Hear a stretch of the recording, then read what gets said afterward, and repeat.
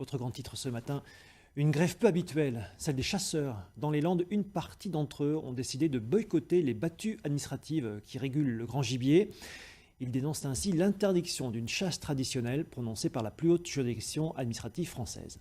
À Pissos, Alexandre Perrin, Laurent Montiel.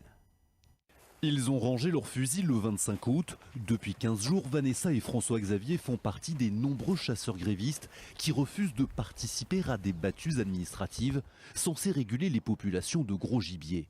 En cause, une décision du Conseil d'État interdisant les chasses traditionnelles à l'alouette.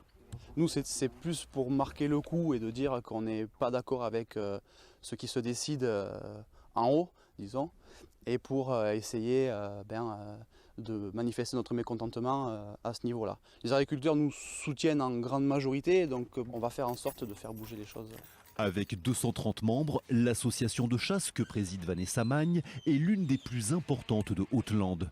Ici, la colère est d'autant plus grande que ces chasses traditionnelles sont, selon les chasseurs, inscrites dans la culture de ce territoire. Les gens ne connaissent pas nos chasses traditionnelles, autant l'alouette. Et moi, quand je vois mes papis, je les appelle mes papis, nos petits chasseurs, oui, mes papis et les jeunes, aujourd'hui qui ont des chasses à l'alouette, et aujourd'hui ça va être détruit, enfin, on ne peut plus chasser. Je les vois pleurer parce que pour eux, c'est pas leur vie, on va dire, mais ça leur tient à cœur. Des chasses traditionnelles et un monde rural que veut aussi défendre la Fédération départementale de la chasse. Même si celle-ci ne soutient pas la grève des battues, elle appelle à une grande manifestation le 18 septembre à Mont-de-Marsan.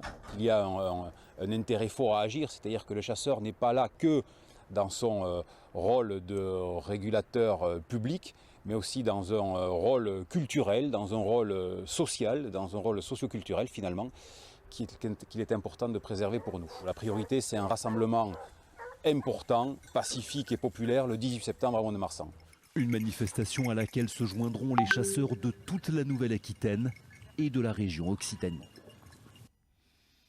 La suite du 12-13 en Aquitaine avec une victoire au parfum de défaite.